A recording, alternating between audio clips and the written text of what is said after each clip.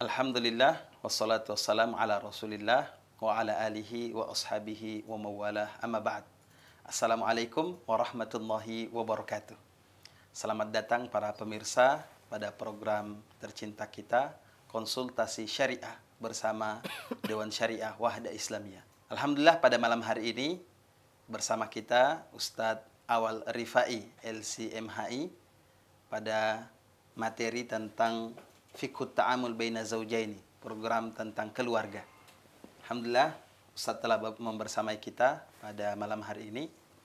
Tanpa memperpanjang waktu Ustaz, kita persilahkan Ustaz untuk membawakan materi pembuka. Setelah itu kita masuk pada program konsultasinya. Dengan ini kami persilahkan kepada Ustaz, falyatafaddal mashkura wa ma'jura. Baik, syukran Ustaz. Jazakumullah khairan. Bismillah, alhamdulillahirabbil alamin. Wassalatu wassalamu ala rasulihil amin wa ala alihi wa sahbihi ajma'in. Amma ba'd. Pemirsa Wahda TV yang dimuliakan Allah Subhanahu wa taala. Alhamdulillah pada kesempatan yang berbahagia ini kita kembali melanjutkan satu program yang baik untuk kita laksanakan dan kita lakukan, yaitu mempelajari agama Allah Subhanahu wa taala, mendengarkan nasihat-nasihat khususnya seputar keluarga seorang muslim. Kemudian kita tak lupa untuk sering bersalawat kepada Rasulullah sallallahu alaihi wasallam, nabi yang merupakan uswatun hasanah, teladan terbaik dalam hidup kita pada segala aspek kehidupan, ya tak terkecuali pada kehidupan keluarga dan rumah tangga. Pada kesempatan yang berbahagia ini, hadirin pemirsa yang sama berbahagia,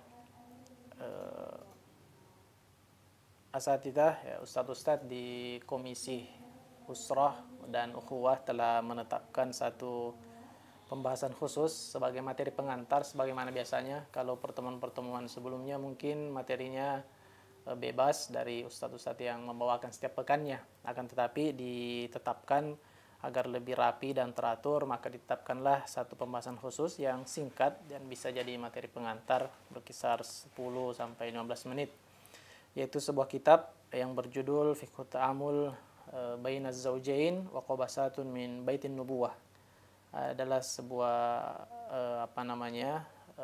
fikih interaksi muamalah antara pasangan suami istri dan gambaran atau sentuhan-sentuhan dari rumah Nabi Sallallahu Alaihi Wasallam. Artinya pelajaran-pelajaran yang bisa mungkin kita petik, kita ambil dari rumah tangga Nabi kita Sallallahu Alaihi Wasallam. Buku ini sangat baik sebenarnya, ya, berisi beberapa materi yang cukup singkat dan padat digambarkan oleh penulis mengenai kehidupan rumah tangga, ya, dan hal-hal yang terkait dengan Islam, bagaimana mengarahkan dan membimbing agar keluarga yang ideal yang diharapkan dalam Islam itu bisa tercapai. Dan di sini pada pertemuan perdana ini setelah libur mungkin, maka ada tema pertama yang akan kita bahas pada kesempatan yang berbahagia ini. Dan penulis memberinya judul Qawamatur Rajuli 'alal Mar'ah, yaitu kepemimpinan laki-laki atau dalam hal ini suami terhadap perempuan atau istrinya. Ya, berbicara tentang rumah tangga, dia ibarat sebuah lembaga atau institusi yang mana kita ketahui bersama bahwa lembaga, institusi ataupun kelompok-kelompok yang kita kenal yang ada di sekitar kita itu harus ada pemimpinnya. Ada yang menjadi sosok yang bisa dijadikan panutan, yang didengar perintahnya, didengar arahannya, mau dibawa kemana lembaga tersebut. Demikian pula dalam keluarga, harus ada pemimpin. Dan hebatnya lagi, yang menentukan pemimpin ini adalah Allah Subhanahu wa taala. Makanya dalam surah Nisa, ya, Allah berfirman, "Ar-rijalu qawwamuna 'alan nisa." Laki-laki itu memiliki qawamah terhadap perempuan. Mereka, para lelaki, para suami, mereka adalah pemimpin bagi perempuan-perempuan, bagi wanita-wanita, bagi istri-istrinya.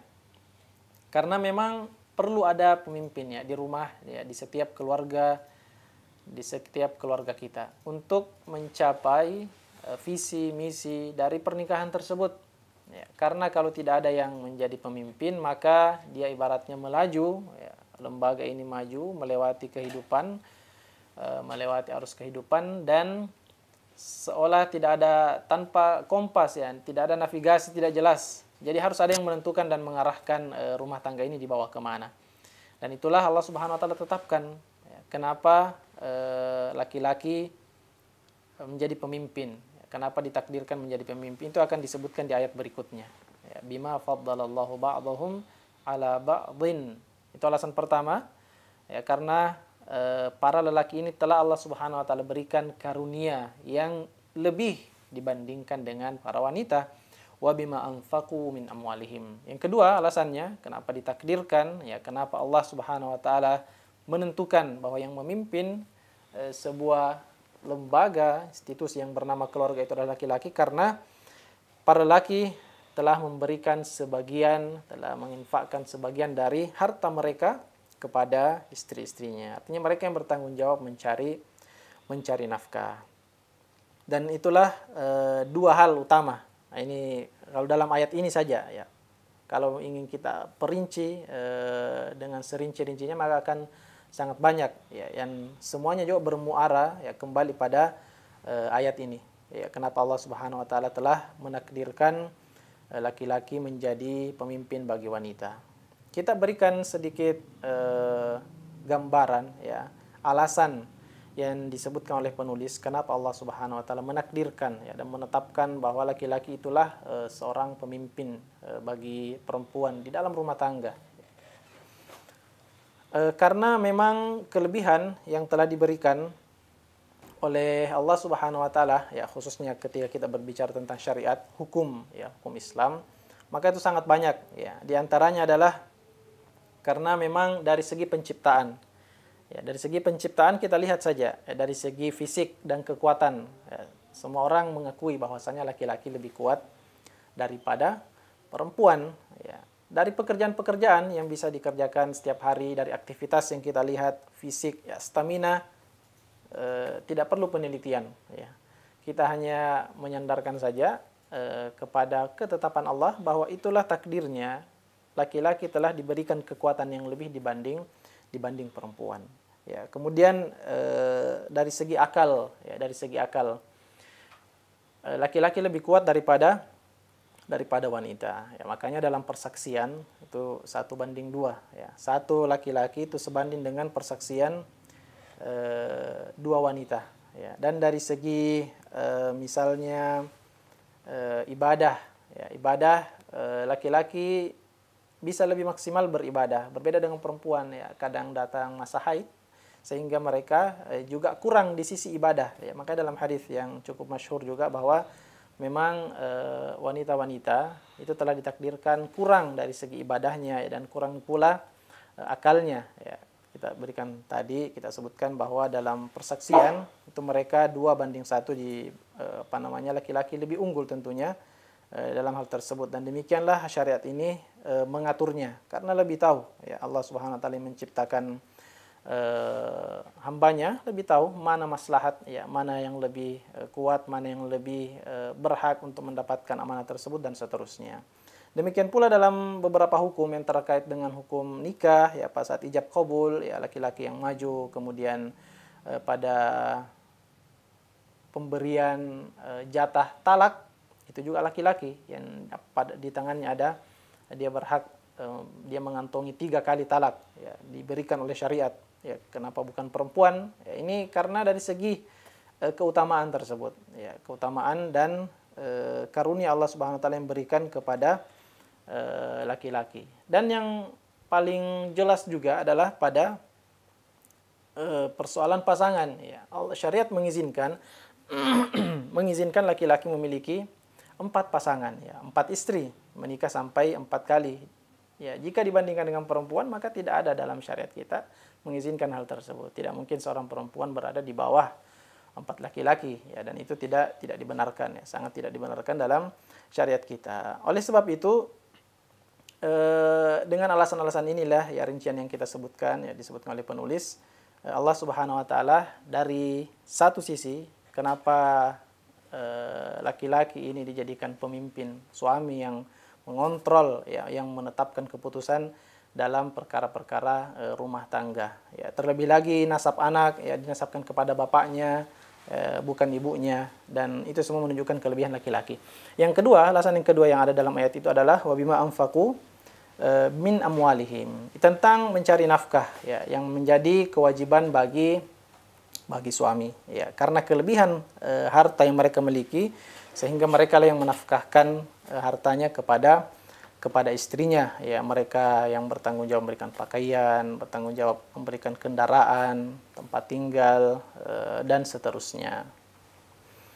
Dan meskipun pada kenyataannya ya, realitas kehidupan di zaman kita sekarang tidak sedikit juga ya, meskipun tidak mayoritas ya, karena mayoritas tetap laki-laki yang berinfak kepada istrinya, sang suami. Meskipun pada beberapa keadaan ada yang keadaannya terbalik ya, ada yang keadaannya terbalik, dan tidak sedikit dari yang keadaannya terbalik ini, maksudnya adalah istri yang menafkahi suaminya atau dia menjadi tulang punggung dalam sebuah keluarga, itu tidak sedikit juga yang bermasalah karena memang menyalahi ya, mungkin bukan maunya dia, tapi setidaknya sudah tidak sejalan dengan konsep yang ditawarkan oleh syariat kita yang telah ditetapkan oleh Allah Subhanahu wa taala. Ya, itu secara singkat bagaimana kepemimpinan ya laki-laki di dalam rumah tangga. Terakhir sebagai penutup dalam hal ini, terkadang pada pembahasan yang seperti ini sebagian istri, sebagian wanita biasanya mungkin dalam hati agak berkecamuk ya, seperti komplain dengan takdir yang sudah ditetapkan. Kecuali yang paham agama, alhamdulillah. Akan tetapi tidak sedikit juga yang merasa seolah-olah syariat mendiskriminasi posisinya sebagai wanita sehingga tidak diberikan ruang ya, untuk banyak bergerak memutuskan kemana rumah tangga ini akan dijalankan. Persoalannya begini, hadirin yang sama berbahagia, ini bukan masalah menang atau kalah. Ya. Yang pertama, seorang muslim ketika ingin menjalankan syariat Allah Subhanahu wa taala, maka dia tentunya memiliki penerimaan yang penuh ya. Sami'na wa ata'na, kami dengar, kami taat.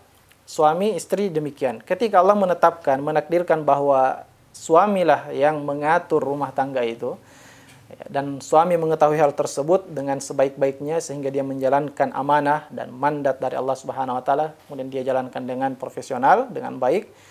Kemudian istri juga memahami takdir tersebut bahwa suamilah yang menentukan ya, kita hanya ikut selama apa yang diinstruksikan oleh pimpinan itu bukan pada maksiat, maka bismillah kita jalan, kita taat, dan dengannya insyaallah taala rumah tangga ini akan diberkahi karena dia berada di bawah naungan syariat ya, menjalankan apa yang diperintahkan oleh Allah Subhanahu wa taala, yaitu suami sebagai pemimpin dan istri mengikuti instruksi pimpinannya, dan kecuali pada hal-hal yang perkara-perkara maksiat ya. Nabi SAW bersabda, la ta'ata fi makhlukin fi maksiatil khaliq. Tidak ada ketaatan kepada makhluk, siapapun makhluknya ya, bahkan orang tua pun sekalipun orang tua, ketika diperintahkan pada kemaksiatan terhadap Allah Subhanahu wa taala. Wallahu taala alam, saya kira demikian untuk materi pengantar. Selanjutnya saya kembalikan ke host. Barakallahu fikum. Masya Allah, barakallahu fik Ustaz, untuk materi pembuka atau pengantar yang telah disampaikan tadi Ustaz. Alhamdulillah, kita masuk pada sesi kedua, sesi konsultasi syariah. Pada kesempatan malam yang berbahagia ini Ustaz, kami mengajukan satu permasalahan. Ada berita yang baru-barusan ini kita dapatkan Ustaz, 78 orang di Kabupaten Barru atau di Kota Barru, Sulawesi Selatan mengajukan nikah dini. Dari 70 orang tersebut, 20 hamil duluan, dan dari 78 itu 74 pengajuannya diterima, 4 orangnya, ya, yang 4-nya itu ditolak Ustadz. Ya, tentunya untuk masalah hal ini Ustadz, apa yang menjadikan seseorang itu sudah pantas menikah sebenarnya Ustadz, dalam hukum Islam atau dalam syariat Islam? Apakah dari sisi umur atau dari sisi yang mana Ustadz, sehingga seseorang itu dikatakan pantas sudah bisa mengajukan pernikahan? Ini mungkin Ustadz. Baik, terkait pemberitaan yang terjadi di Barru. Nah, Ustadz. Ini dekat dengan kita ya, di Makassar. Di Barru. Kalau beberapa bulan yang lalu saya ingat juga kejadian, kalau tidak salah di Lamongan atau di mana. Mirip ini, tapi saya lihat beritanya di TV, kalau tidak salah tahun lalu. Intinya lewat, ya, dan itu artinya cukup jauh dari kita. Namun, pemirsa yang sama berbahagia, hal-hal yang seperti ini, saya komentari sedikit sebelum ke pertanyaan. Ini yang diketahui, artinya diketahui oleh publik dan sampai kepada kita beritanya. Dan mungkin juga bahkan ada data ya yang telah rilis, telah diketahui juga oleh banyak di antara kita tentang wanita-wanita yang hamil di luar nikah. Ya, itu ada data dan cukup mengagetkan juga kalau kita lihat. Saya pribadi tidak bisa menyebutkan jumlahnya secara pasti, tapi artinya banyak ya, sesuai data yang ada itu banyak, dan kita katakan itu yang diketahui. Ya, kebanyakan ini kan kalau maksiat biasanya dilakukan secara sembunyi-sembunyi. Boleh jadi yang tidak diketahui lebih banyak. Ya, Allahul musta'an. Ini yang terlapor di pemerintah, Ustaz. Nah, itu yang terlapor dan diketahui oleh masyarakat. Dan itu sudah jumlah yang sangat besar. Ya. 78.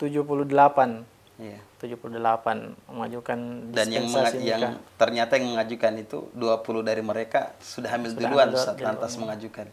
Alhamdulillah. Ya. Artinya kejadian-kejadian seperti ini adalah kejadian yang tidak kita harapkan.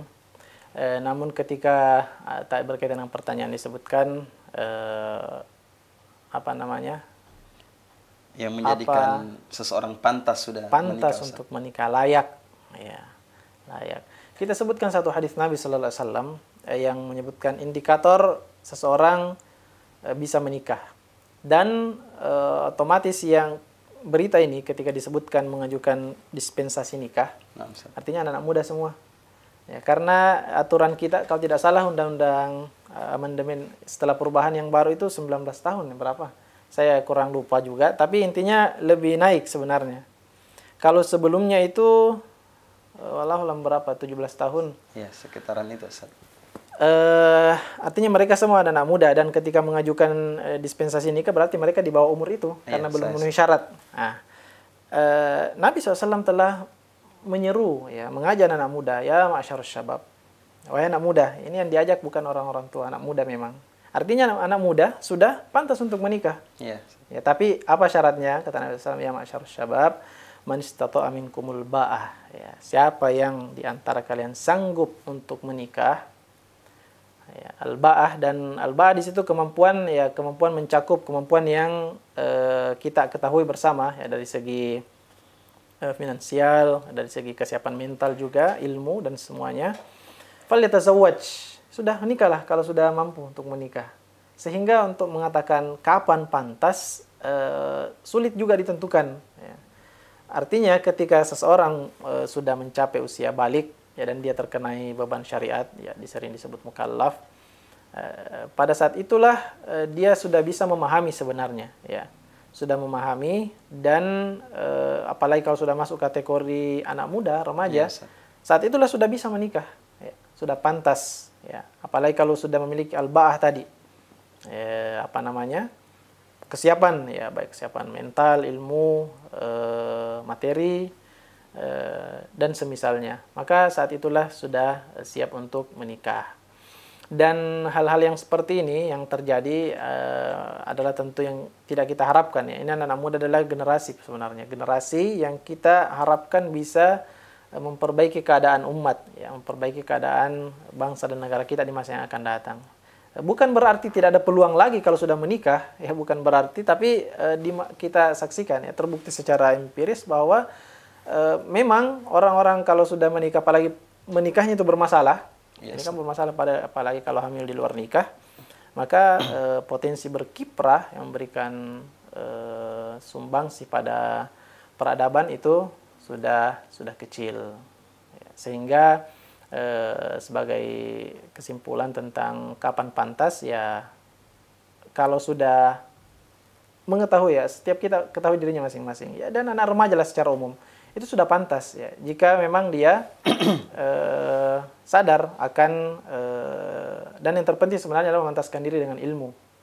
Ya, karena tidak sedikit juga jangan anak muda, orang tua saja yang mungkin orang sudah mengatakan mapan, ya apalagi kalau sudah punya kerja, ya kerja tetap, ya dan tetap bekerja, itu sudah pantas katanya. Tapi dari segi ilmu ternyata tidak. Akhirnya bermasalah juga rumah tangganya. Maka di antara yang terpenting, ini nasihat untuk kita semua, baik yang sudah menikah, ya terlebih lagi yang belum menikah, mempersiapkan diri dengan, memantaskan diri dengan ilmu, ya dengan ilmu tentang bagaimana, apalagi yang laki-laki, ya bagaimana mengurus rumah tangga ini. Tadi kita sebutkan di tangannya lah tanggung jawab rumah tangga ini diberikan oleh Allah Subhanahu wa taala.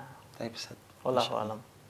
Dalam artian, Ustaz, kalau semisal ternyata ada yang sudah nikah dini, Ustaz, apakah mereka sudah pantas untuk menjadi pemimpin keluarga itu, Ustaz?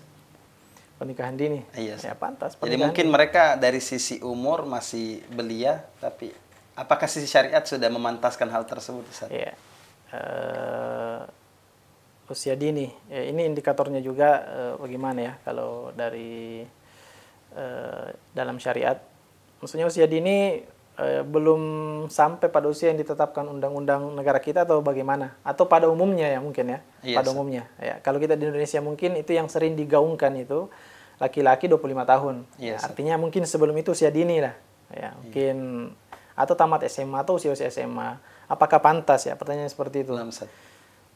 Selama dia memiliki kapasitas, ya, memiliki kapasitas, dan yang terpenting sebenarnya ilmu agama, ya, ilmu agama itu.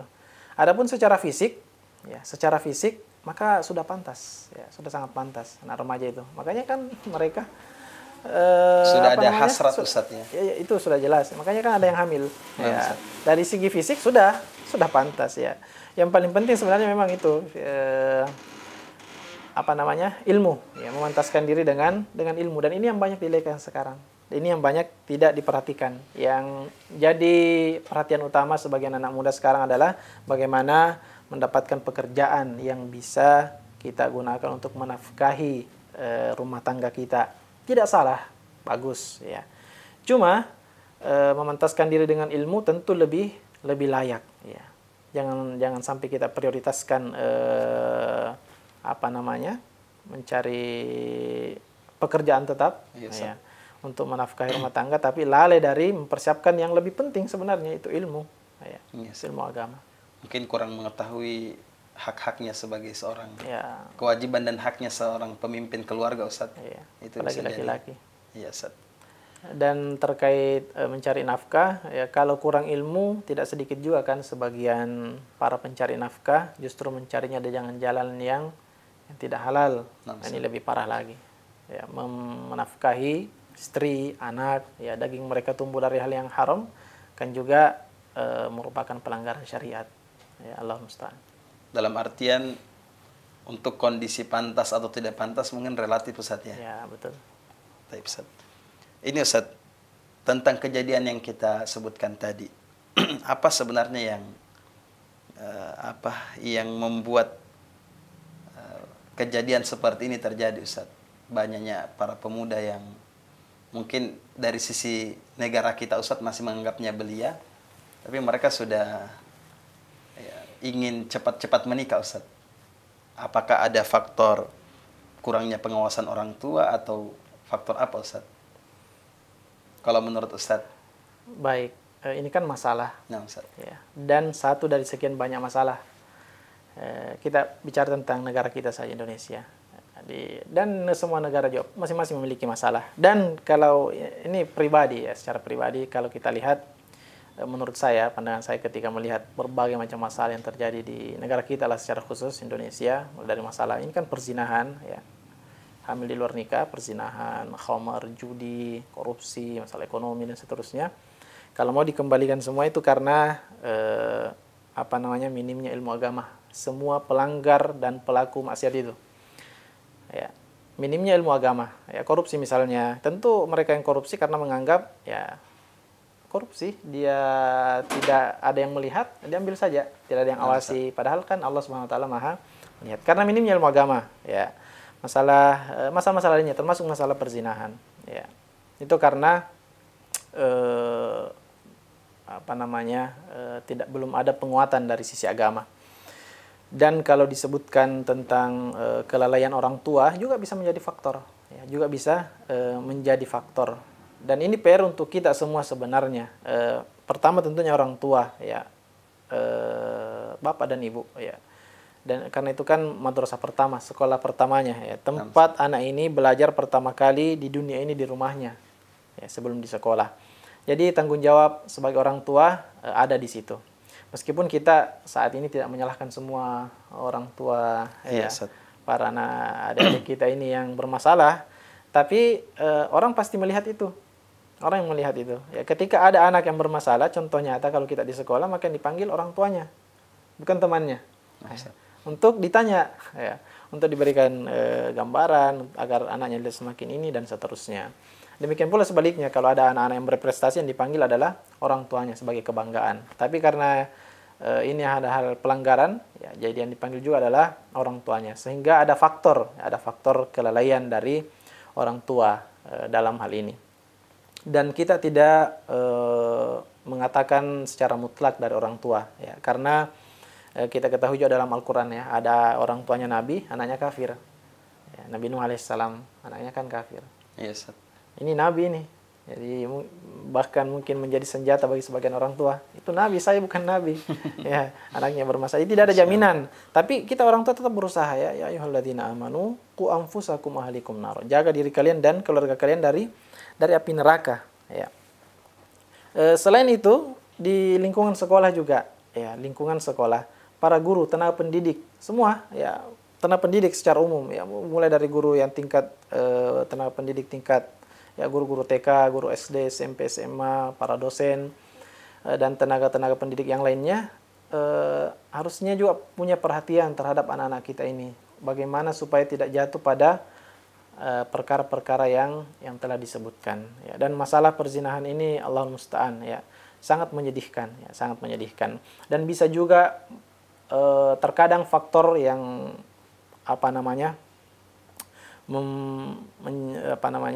menyebabkan adik-adik kita melakukan hal yang seperti itu adalah karena halangan dari orang tua untuk menikah, ya. Dan banyaknya syarat-syarat yang mesti diadakan untuk melangsungkan pernikahan, dan itu biasa terjadi, ya. Makanya bahkan rilis film Sila Riang, ya. Karena orang tua tidak merestui, ya. Padahal konsep agama kita sudah sangat jelas, ya. Kalau laki-laki sudah ada yang baik agamanya datang, maka terimalah dia, ya. Karena kalau tidak nanti akan mendatangkan keburukan dan kerusakan yang besar dalam kehidupannya. Oleh sebab itu terkait kejadian yang terjadi ini sangat menjadikan pelajaran bagi kita semua, ya, bagi para orang tua. Orang tua saat ini di zaman sekarang memang tantangannya lebih berat, ya, mendidik anak-anak kita secara khusus pada permasalahan perzinahan, ya, pergaulan bebas, ya, bukan pacaran yang sering disebutkan anak-anak kita, pacaran seolah menjadi biasa. Bahkan wallahu alam, kalau betul, ya, ada kartu di Jakarta. Ini kalau betul, ya, ada videonya itu bahwa ada kartu izin pacaran. Ini subhanallah. Maksudnya kita membuka peluang interaksi dua makhluk, ya, laki-laki dan perempuan yang bukan mahram. Yang syariat sudah pasti sangat tahu. Kenapa dilarang? Ya karena akan menimbulkan kerusakan, ya, bukan mahram. Bukankah kita pernah, ya, sering mendengar dari anak-anak muda ketika ngobrol sama temannya yang pacaran, ya, ada yang mengatakan kapan dihalalkan? Ya, kapan dihalalkan itu artinya apa yang dikerja sekarang masih haram, tidak halal, tapi dilakukan, dan itu sudah menjadi konsumsi yang biasa saja. Ya, seperti seandainya makanan dan minuman adalah makanan dan minuman yang biasa kita konsumsi sehari-hari, tidak ada masalah. Padahal sejatinya ada racun di situ yang berpotensi merusak tatanan kehidupan, pertama keluarga, doa sosial ya, dan umat ini, bangsa, negara, semuanya disebabkan karena hal-hal yang kita anggap sepele. Ya, sejatinya ternyata menimbulkan kerusakan yang sangat besar. Iya Ustaz. Ini tentang pacaran secara khusus Ustaz. Karena sudah dianggap biasa, sampai kalau kami tidak salah pernah dengar ada sebagian orang tua yang bahkan mengejek anaknya sendiri Ustaz karena hidupnya ngejomblo terus belum memiliki pacar. Ya, membuli anaknya. Iya Ustaz, sampai orang tuanya sendiri yang seperti itu. Ya, padahal hal yang baik saja kita sebagai orang tua, dan ini dalam teori parenting, pendidikan anak, kita tidak boleh memojokkan anak. Padahal hal yang baik saja. Misalnya, ya kenapa belum hafal selesai 1 juz, itu temannya sekelasnya sudah selesai 2 juz. Padahal hal yang seperti itu saja itu akan mempengaruhi mental anak kita. Yes. Maka pada hal-hal yang sifatnya maksiat, maka kembali lagi ya kepada orang tua yang minim ilmu agama ya, perlu untuk kita terus belajar ya. Para orang tua dituntut untuk belajar.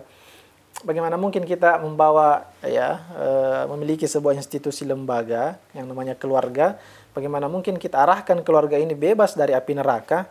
Itu butuh ilmu. Bagaimana mungkin kita bebaskan keluarga kita ini dari api neraka kalau tidak ada ilmunya? Ya, butuh cara yang harus kita pelajari.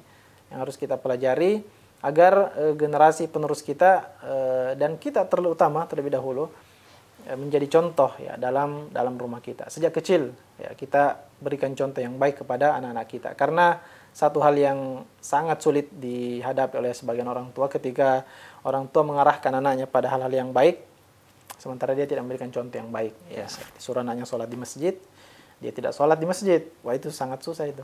Sangat susah. Ini permasalahan utama kita Ustaz dari kabar yang kita dapatkan di baru ini Ustaz. Bukan tentang nikah dinihnya sebenarnya Ustaz. Tapi karena ya yang mengajukan itu ada yang bahkan sampai hamil duluan. Apa nasihat Ustaz sebagai penutup mungkin Ustaz kepada para pemuda agar terhindar dari kemaksiatan seperti ini Ustaz? Apatah lagi pemuda-pemuda yang memang yang hasratnya itu sedang menggebu-gebu Ustaz untuk terhadap lawan jenisnya. Baik, para teman-teman ya, anak-anak muda, para remaja ya. Yang paling pengaruhi sebenarnya adalah lingkungan ya.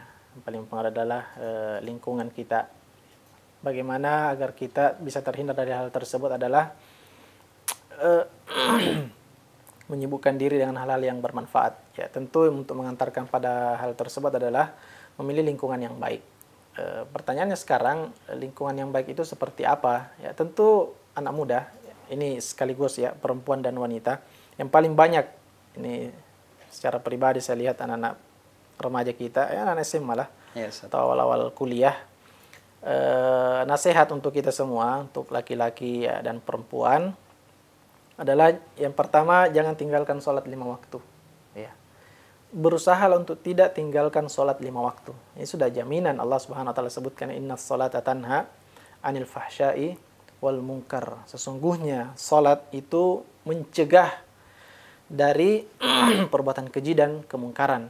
Maka jangan tinggalkan sholat. Ya, cuma permasalahannya memang coba kita lihat anak-anak kita sekarang ya. Sholat dianggap remeh. Yes. Sholat dianggap remeh. Padahal sudah balik. Ya, sudah artinya kalau sholat ditinggalkan berdosa. Ya, menurut hukum kita ya, hukum syariat Islam. Jadi yang pertama adalah jangan tinggalkan sholat. Ini untuk laki-laki dan perempuan. Yang kedua adalah berusaha untuk terus berinteraksi dengan Al-Quran. Kenapa diri yang dimuliakan Allah Subhanahu Wa Taala? Kalau kita anak-anak kita para remaja itu tidak meninggalkan sholat, artinya kita 5 kali sehari semalam ini sudah ada kesibukan dan kita ketahui bahwa itu yang baik. Ya, mudah-mudahan dengan kebaikan kita itu akan mengikis kita untuk melakukan kegiatan yang tidak bermanfaat. Ya, terlebih lagi yang bernilai maksiat.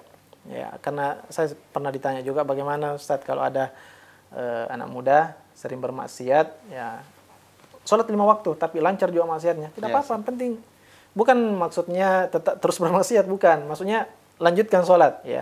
Lanjutkan sholat dan berusaha untuk meninggalkan maksiat. Karena itu akan mencegah dari kemungkaran. Kemudian kalau kita ada waktu untuk Al-Quran. Itu subhanallah luar biasa Al-Quran ya. Terkait dengan keberkahan waktu. Ya, banyak di antara kita ini kan dengan alasan sibuk. sehingga tidak memiliki waktu untuk baca Al-Quran. Ya, Ustaz. Ternyata sebaliknya, ya sudah banyak sekali, ya sudah teruji, ya bukti di lapangan bahwa orang yang punya waktu, ya terjadwal dengan Al-Quran itu justru lebih banyak, lebih produktif, lebih banyak menghasilkan karya, lebih cepat selesai pekerjaannya dan seterusnya. Karena itu berkah Al-Quran. Ya, sehingga anak-anak kita, remaja-remaja, kalau dia punya waktu dengan Al-Quran, ya minimal janganlah matahari terbit kemudian kembali terbenam, kita belum ada membaca satu ayat pun. Ya, minimal sekali anak-anak muda, ya, kalau berangkat ke sekolah, naik motor, atau berjalan kaki, ya kenapa diam? Bacalah surah Al-Fatihah. Hafalan kita saja. Yes. Ya, Al-Ikhlas, juz 30.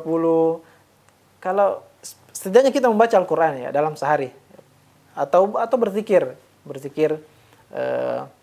kepada Allah Subhanahu wa taala. Kemudian ini yang paling utama, ini masalah yang banyak kita temui di masyarakat kita, ya karena masih menganggap remeh sholat.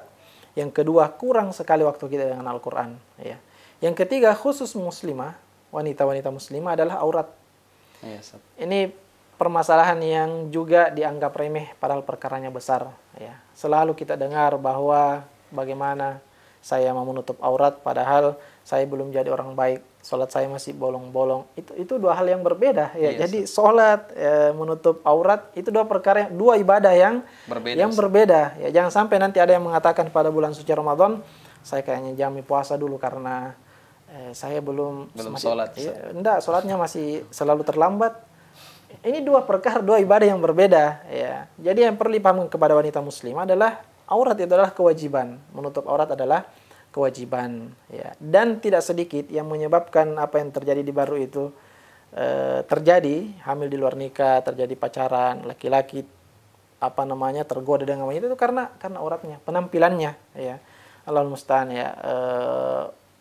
Seolah-olah apa yang dipakai sebagian kaum muslimah, saudari-saudari kita sehari ini dengan mereka mengatakan memakai jilbab, ya, tapi juga jilbabnya tidak memenuhi syarat. Pelajarilah, ya, kita pelajari agama Allah Subhanahu wa taala. Kalau kita baca Al-Qur'an menemukan ayat-ayat tentang hijab, cobalah baca-baca apa komentar ulama tentang hijab. Di situ kan ada disebutkan syarat-syaratnya. Ya, bukan hanya karena mengikuti peraturan sekolah saja, sehingga ya jilbabnya ala kadarnya saja, ya.